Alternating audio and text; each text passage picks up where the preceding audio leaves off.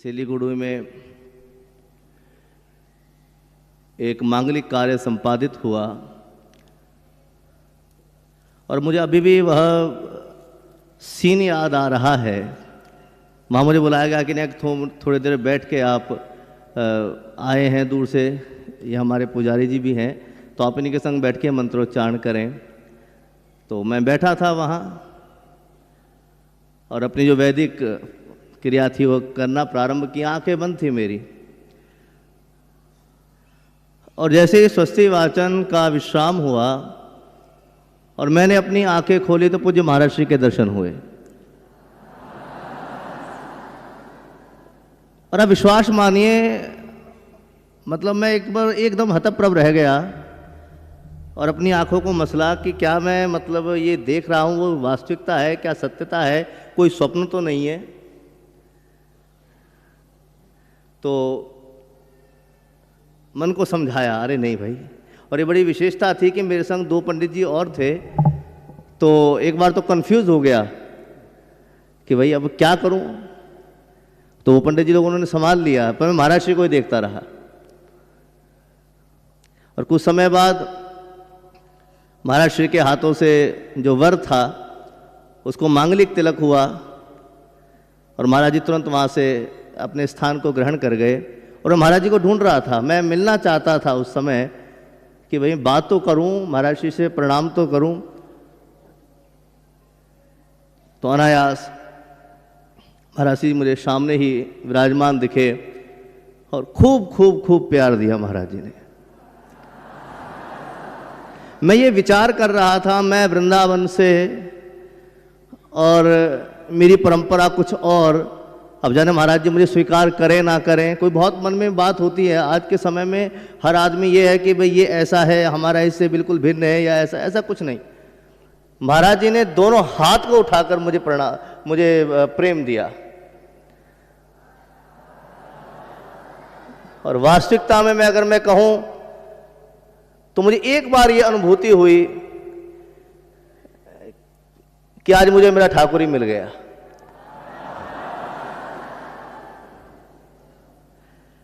बस मैं अपने जो भाव है, अगर मैं वो पुराना फ्लैशबैक याद करूं तो मैं बस शायद अभी भावुक भी हो सकता हूं। तो इस बात को मैं यहीं विश्राम देता हूं। तो बस ये कहूंगा कि ऐसी विभूति मिलना भाई बहुत ही दुर्लभ, और इस कलिकाल में मिलना बहुत दुर्लभ है। हमारा शास्त्र एक बहुत उत्तम श्लोक कहता है, अज्ञानतिमिरान्धस्य ज्ञानांजनं शलाकया चक्षुरुन्मीलितं येन तस्मै श्री गुरुवे नमः। हम जितने भी सब बैठे हैं, मैं भी हूं, हम सब कौन हैं? हम अज्ञानी हैं, अज्ञान से पूरित हैं। हमें अगर देखा जाए तो क्या है, हम अंधकार में घूम रहे हैं। और चक्षुरुन्मीलितं, गुरु अत्रेतरु अति गुरुम महा, गु और रू को अगर मिलाया जाए, गु का अर्थ क्या है? अंधकार, और रू का अर्थ है प्रकाश। जो जीव को अंधकार से प्रकाश की ओर ले जाए वही गुरु है। तो हम सब अंधकार में हैं। ये कलिकाल का अंधकार, काम क्रोध लोभ मोह अहंकार मत्सरता, इन सब के अहंकार से हम पूरित हैं। तो ऐसे ही गुरुदेव, सत्यता में मेरी बात मानिए आप, आज के समय में गुरु की क्या स्थिति है, बस मैं अब संकेत कर रहा हूं, समझ जाओ आप। लेकिन महाराज श्री का भाई क्या बात है। मैं महाराज श्री को बहुत दिन से मीडिया में, सोशल मीडिया में, आस्था संस्कार चैनलों पे मैं सुनता रहा महाराज जी को, और मन में ये आस्था थी, मन में ये विश्वास था, मुझे मिलेंगे, कब मिलेंगे, कैसे, ये सब मैंने भविष्य पे छोड़ा था। और जो मेरे संग घटना हुई वो मैंने आपको सुना दी। इसलिए एक सूक्ष्म शब्दों में बस इतनी ही बात कहूंगा कि मनुष्य चोला मिला है। अब ये बार बार मिले, कई लोग कहते हैं 84 लाख योनियां हैं, ऐसा है ऐसा है, तो भाई दूसरा मौका नहीं देना। इसी जन्म में हमें अपनी बात मनानी है, बस ये मान के चलो। इसी जन्म में हमें यह अपनी तैयारी कर लेनी है कि पता नहीं कब उसका हमें बुलावा आ जाए और हमारी तैयारी पूरी रहे। तो ये सत्यता है। मैं महाराज श्री के पास, महाराज जी मेरी बात को जो बुरा मान जाए, लेकिन मैं हाथ जोड़ के बात कहता हूँ, महाराज जी में इतना बल है कि हम जैसे जीवों का हाथ पकड़कर गोविंद के हाथ में पकड़ा दे। ये सत्यता है ये, और ये मैंने अनुभूति की है। और ब्रजवासी हूं तो भाई छानना और पीना ये सब हम जानते हैं भाई। ठाकुर की नगरी में रहते हैं तो मतलब पुष्ट करना सब जानते हैं। इसलिए महाराज श्री के भावों को प्रणाम करता हूं, और मुझे बड़ी प्रसन्नता है ऐसे घोर कलिकाल में ऐसे गुरु का इस धरा पे होना एक बहुत बड़ी बात है। इस परंपरा को, ये पीछे पूज्य बड़े महाराज श्री, इनका श्री विग्रह विराजमान है, इन सबको प्रणाम करता हूँ। आप जितने ही रसिक वैष्णव यहाँ बैठे हैं, आप सबको प्रणाम करता हूँ, और यही भाव रखता हूँ कि आपकी बुद्धि सतत गुरु चरणों में बनी रहे। अभी एक दूसरा भजन इन्होंने सुनाया था, मुझे जरा लाइन द्वारा बताइए, आपने दूसरा भजन सुनाया, क्या था वो? जगत में कोई नहीं है। हाँ, जगत में कोई नहीं है, ये बात समझ लो भाई। हाँ, मैं याद था पर बात बात में भूल गया मैं। जगत में कोई नहीं अपना, ये सतगुरु दिया बताए। मुझे एक कथा याद आती है। एक गुरु थे, हमारी 2 मिनट ले लो ना। हाँ, एक गुरु थे और उन्होंने एक शिष्य को पूरा पारंगत किया, खूब पारंगत किया उसको, बहुत सी विद्याएं दे दी।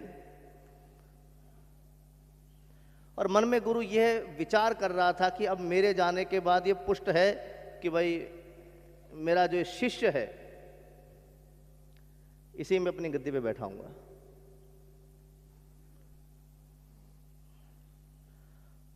गुरु ने भी पूर्ण बल उस शिष्य को दे दिया। कलयुग का प्रभाव हुआ थोड़ा सा उस शिष्य के ऊपर, और विचार किया उस शिष्य ने कि गुरु ने सारा बल दे दिया, सारा ज्ञान दे दिया, सब कुछ कर दिया, लेकिन कभी मुझे गृहस्थ आश्रम के बारे में नहीं बताया। हालांकि गृहस्थी परमो धर्मा, हमारा धर्म या कोई भी धर्म ये नहीं कहता कि गृहस्थ से बाहर आकर ही भगवान मिल सकता है, ऐसा नहीं है। गृहस्थी परमो धर्मा, गृहस्थी के बारे में कुछ बात नहीं की मुझसे, लेकिन गृहस्थी तो भाई बनानी बहुत जरूरी है। मेरा कुल खानदान कैसे बढ़ेगा? गुरु से अपने मन के भाव को व्यक्त किया शिष्य ने कि हे गुरुदेव, मेरा भाव है कि मेरी भी पत्नी हो, मेरे भी बच्चे हों। गुरु ने कहा कि भाई देखो, मैं तो मन में कुछ और सोचे बैठा हूं तुम्हारे लिए। हालांकि गुरु ने ये व्यक्त नहीं किया कि अपनी आसन आपकी अपनी गद्दी में तुम्हें दूंगा, पर मैं तो तुम्हारे लिए कुछ और सोचे बैठा हूं। शिष्य कहता है, महाराज श्री आपने जो सोचा है वो अपने मन में रखो, लेकिन मेरा है कि आपने मुझे जो बल दिया उसको तो मैं संभाल के रखूंगा, लेकिन आप मुझे आज्ञा दो मैं गृहस्थ जीवन भी अपनाऊं। गुरु ने बहुत समझाया कि सब ये स्वार्थ के हैं, सब चले जाते हैं, कोई याद नहीं रहता, आदमी का प्रारब्ध ही उसके साथ रहता है, आदि आदि सब बातें उन्हें बताई, लेकिन शिष्य नहीं माना। शिष्य ने विवाह किया। कुछ समय बाद संतान भी भई। फिर शिष्य के मन में बहुत दिन बाद आया कि फिर अपने गुरु के पास जाना है। गया, गुरु को प्रणाम किया, और गुरु ने पूछा कि तुमने ये विवाह किया, सब कुछ किया, तुमने क्या पाया, क्या रिजल्ट निकला इस चीज का, क्या निष्कर्ष निकला? शिष्य ने कहा कि हे गुरुदेव, अच्छा लगता है, बस परिवार है, संतान है, पुत्र है, मेरे माता पिता बड़े आनंदित हैं, मुझे अच्छा लगता है। गुरु ने कहा, अच्छा एक बात बता, कि ये तेरे सगे हैं? कह रहे महाराज पूरे सगे हैं, क्या बात कर रहे हैं आप? सवेरे दिन पत्नी कहती है, सुनते हो जी क्या बनाए आज? पुत्र पिताजी पिताजी कहता है, पापा पापा कहता है, आपने तो शादी की नहीं, आप तो विवाहित है नहीं, आप तो ब्रह्मचारी हैं, आपको क्या पता है गृहस्थ का क्या सुख है। गुरु कहता ठीक है, अच्छा एक काम करना, मैं तो सिर्फ इतना ही पुष्ट करना चाहता हूं, जैसे उन्होंने बोला कि कोई नहीं अपना, कोई नहीं अपना, बस यही पुष्ट करना चाहता हूं। मैंने तुझे बहुत बड़ी बड़ी विद्याएं दी हैं, तुझे मैंने योग बल भी दिया है। योग बल का अर्थ है कि कुछ समय तुम चाहो अपनी इच्छा अनुसार अपनी श्वासों को रोक सकते हो। तो कल ने एक थोड़ी ऐसी लीला करना, आध घंटे घंटे 2 घंटे के लिए अपनी सांसों को रोक लेना, और जब तक मैं ना कहूं तब तक उठना नहीं। कहते ठीक है। कहते उससे क्या होगा? कर मैं तुझे ये बताऊंगा कि कौन अपना अपना है। कहते ठीक है महाराज। शिष्य सुबह उठा और उसने वही गुरु की जो विद्या थी उसका प्रयोग किया, श्वासें रोक ली, और कुछ समय बाद उसकी पत्नी उसे हिलाती है, भैया जागो, रखो, धैर्य रखो। अभी अभी हमारी ठाकुर जी से बात हुई है भाई, और उन्होंने कहा है मैं श्रीधर को जीवित कर दूंगा, लेकिन उसके बदले में कोई भी यहां पर शमशान में खड़ा जीव है अपने प्राणों को दे दे, उसके बदले ये जीवित हो जाएगा।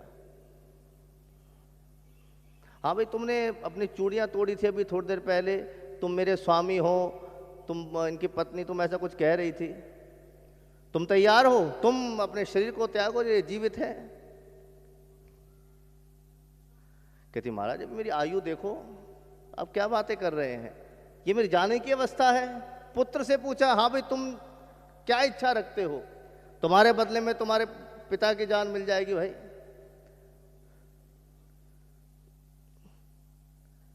तो कहने लगा गुरुदेव ठीक है जैसा आप कह रहे हैं, लेकिन अभी तो मेरी बाल्य अवस्था है, अभी से आपको मेरे प्राण लेते आपको खुद दर्द नहीं होगा, खुद दया नहीं आएगी। मित्रों से पूछा, हाँ भाई तुम कह रहे थे कि तेरे जैसा यार नहीं, तेरे जैसा कोई सगा संबंधी नहीं, तुझ बिन कैसे रहेंगे, तुम तैयार हो? मित्र से पूछा, सगे संबंधियों से पूछा। धीरे धीरे शमशान भूमि खाली होती गई, और ने कोहनी मारी गुरुदेव ने शिष्य को, हाँ भाई खड़ा है जा। शिष्य खड़ा हो गया, नीचे की ओर मुख किए, मुंह में एक शब्द ना लेते हुए गुरुदेव ने पूछा, हाँ भाई क्या करना है? शिष्य बोला, हे गुरुदेव अब जहां ले चलो आपके साथ हैं, अब आप आदेश करो कहां चलना है। ना उसने स्त्री को देखा, ना पुत्र को देखा, ना परिवार को देखा, ना स्वजन संबंधियों को देखा। देखिए मेरे इस कथा से ये मत समझना कि मैं कोई वैराग्य की बात कर रहा हूं, ऐसा नहीं है। ये जो पाठ है ये हमारे इस शरीर के त्याग का पाठ है। महाराज श्री के माध्यम से जो हमें मंत्र प्राप्त हुआ है, जो हम ध्यान करते हैं, इसका अर्थ क्या है, मैं सीधी बात आपसे करता हूं। अब ये मानो जितने भी यहां लोग हैं किसी अन्य देश में जाएं, मान लो अमेरिका चले गए, नेपाल चले गए, भूटान चले गए, पाकिस्तान चले गए, यूके, यूएसए, कनाडा चले गए, और अपनी जेब में आप गांधी जी वाला नोट लेके चले जाओ, तो सामने वाले क्या कहेंगे? अरे पागल है क्या? यहां तो भैया डॉलर लेके आ, यहां पाउंड लेके आ, यहां गांधी चलने वाला नहीं है। ठीक है ना? उसी तरह जो हम नाम संकीर्तन करते हैं, जो भजन करते हैं, ये हमारी कमाई है, और ये कमाई हमारी ऊपर काम आने वाली है। मैं लुधियाना रहता हूँ, जैसे परिचित है महाराज जी, लुधियाना में एक भजन गाया जाता है, उस दा संदेशा तैनू दास जदों आवेगा, नाम दा खजाना फिर कम तेरे आवेगा। जो लोग पंजाबी जानते हैं वो थोड़ा समझ गए होंगे इस बारे में कि जब उसका हमें आदेश आएगा तो जो हम लोग कहते हैं हम भजन क्यों करें क्यों करें। अच्छा एक बात और, कई लोग कहते हैं भैया भजन करो भजन करो, आजकल की समाज की पीढ़ी में ये थोड़ी सी बात है कि जो लोग भजन नहीं करते उनकी तो मृत्यु होगी, ये निश्चित है, और जो भजन करते हैं मृत्यु उनकी भी होगी। ऐसा कोई कॉम्प्लीमेंट हो साथ में कि भाई भजन करने वाले की मृत्यु ना हो या कोई थोड़ा जीवन साध्य हो जाए। मृत्यु तो दोनों की होनी है, जो भजन करता है उसकी भी होगी और जो नहीं करता है उसकी भी होगी। तो हमारा शास्त्र एक बड़ी सुंदर बात कहता है कि शेरनी जब किसी का शिकार करती है तो हमारा चाहे हिरण हो बैल हो, 1 मिनट में उस पर प्रहार करके उसके प्राणों को हतप्रभ कर देती है, लहूलुहान कर देती है।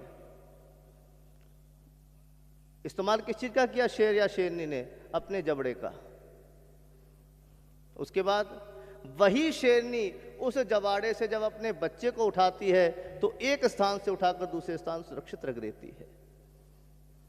मुख वो ही है लेकिन कर्म का प्रभाव हो गया। हमारे जीवन में मृत्यु निश्चित है, लेकिन अज्ञानी पापी लोग उस काल के पाश में ऐसे अपने शरीर को त्याग करेंगे, उनकी गति संभव नहीं है। लेकिन जिसके जीवन में भजन है महाराज, ऐसा जीव काल के सर पर पैर रखकर भगवान के धाम को प्राप्त होता है। इसलिए बड़ी सरल सरल बात छोटी जी, मैं महाराज जी क्षमा मांगूंगा, मुझे सिर्फ 5 या 7 मिनट मिले थे, लेकिन मैं अपने भाव को रोक नहीं पाया, तो मैं महाराज जी क्षमा मांगूंगा कि समय का थोड़ा सा मैंने अधिक ले लिया।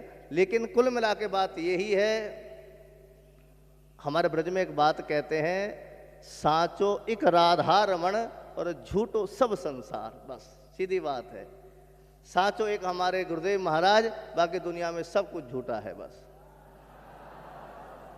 इसी भाव को अपनाते हुए मैं महाराज श्री के चरणों में प्रणाम करता हुआ यह भाव अर्पित करूंगा। और मैं सत्य बता रहा हूं, जैसे महाराज जी, मेरे अंदर इतना सामर्थ्य नहीं है कि इनके प्रेम को मैं इतना झेल सकूं, पर दोनों हाथों से महाराज जी कृपा हो रही है। और गुरु पूर्णिमा पे देखो कहाँ मैं अपने निज स्थान जाने वाला था और महाराज जी का प्रेम मुझे यहाँ खींच लाया।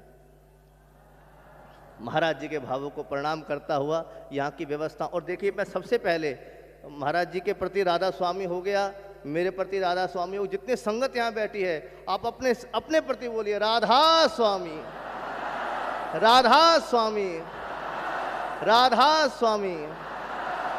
ये क्यों बुलवाया मैंने? क्यों? जितनी मर्यादा मैंने आप लोगों में देखी भाई, क्या बात है। मैं जितनी अंदर व्यवस्था देख के आया, महाराज जी ने मुझे पूरी व्यवस्था दिखाई, अंदर रसोई की, प्रसाद ग्रह की, आगे पार्किंग की। अरे वाह क्या बात है महाराज, मन गदगद हो गया।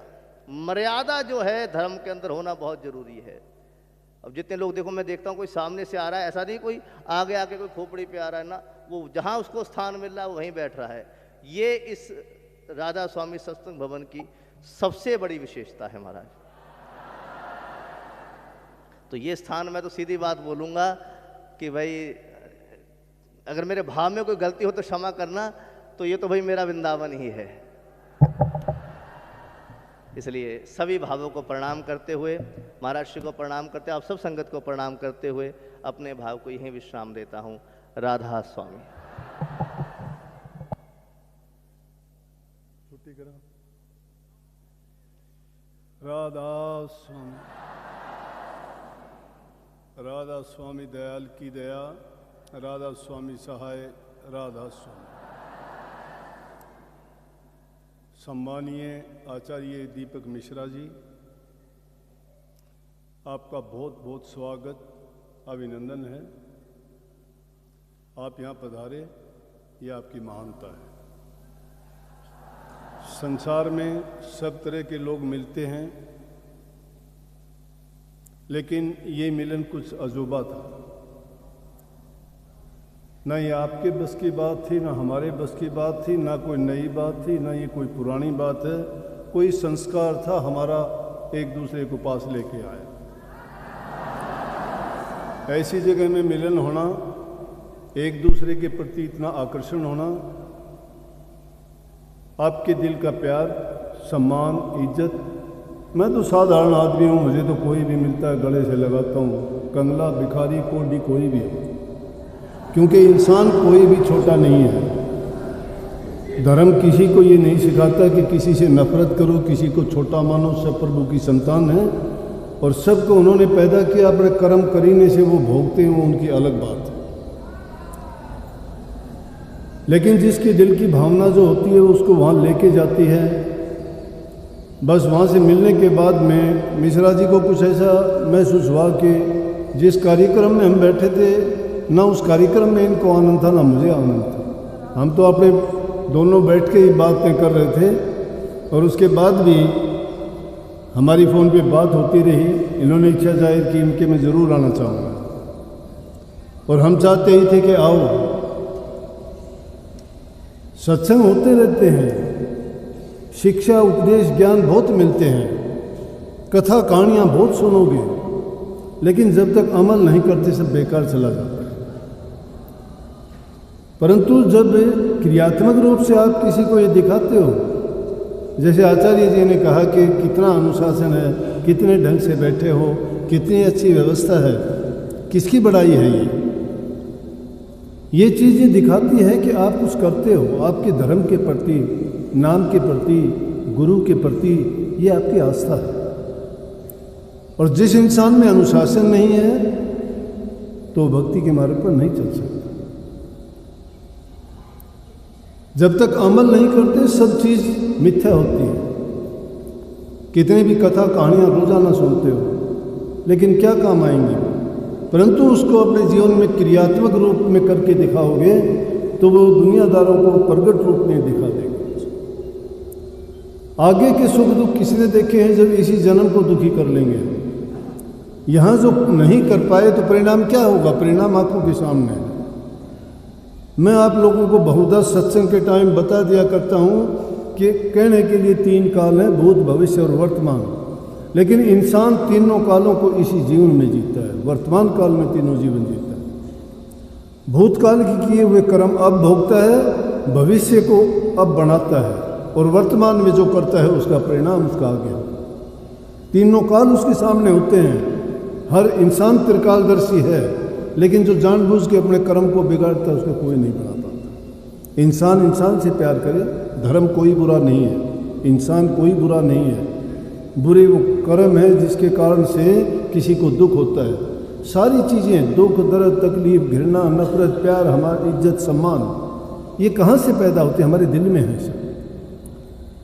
सम्मान किसी को देते हो, दूसरे को नहीं देते। हम अपना सम्मान खुद करते हैं। इज्जत दोगे इज्जत मिलेगा, प्यार दोगे प्यार मिलेगा। जो इंसान जैसा करता है ये कुदरत का नियम है। जो इंसान जिसको जैसा देगा उसको वापस लौट के वही मिलेगा। तो इनका प्यार था, बदले में इनको प्यार मिल रहा है। ये इज्जत करते थे, बदले में इनको इज्जत है। हमारे सम्मानीय हैं, हमारे मेहमान हैं और ये इन्हीं की जगह है। ये किसकी है? किसी की कोई चीज़ है ही नहीं यहाँ। जब तक हम हैं हम इसका प्रयोग करेंगे। आप प्रयोग करो, सबके लिए है ये। तो आपका ये बड़प्पन है कि आप अपने कार्यक्रम को छोड़ के अपने इतने व्यस्त जीवन में से ये टाइम निकाल के हमें आके कृतार्थ किया। बहुत बहुत आपका धन्यवाद। अब सत्संग का कार्यक्रम कल होगा, आप लोगों को पता है। सुबह से लेकर शाम तक, पहले भी 2 दिन से सत्संग के चल रहे हैं। तो अभी आप अपना भोजन पाओ, आराम करो। कल के लिए फिर सेवा के जो काम है उस सेवा की जिम्मेवारी निभाओ। रात के टाइम किसी भी प्रकार की कोई कमी कोताही नहीं होनी चाहिए, क्योंकि ये आपकी जिम्मेवारी है। ये नहीं कि कोई अलग किसी गेट से बाहर निकल के बैठ जाए या कोई इधर उधर चला जाए, नहीं, ये किसी को इजाज़त नहीं है। अगर ऐसा करोगे तो तुम जो हमारे सत्संग के नियम हैं उनको भंग करोगे, वो हमें अच्छा नहीं लगेगा। आराम से रहो, जगह की कमी नहीं है, चीज़ की कमी नहीं है, किसी प्रकार की दुख तकलीफ नहीं है। आराम से रहोगे, इज्जत से रहोगे। आपकी भी इज्जत है, आपके गुरु की और नाम की भी इज्जत है। सबको बहुत बहुत आशीर्वाद और हम चाहेंगे कि आप ऐसा ही करेंगे। भोजन की व्यवस्था है।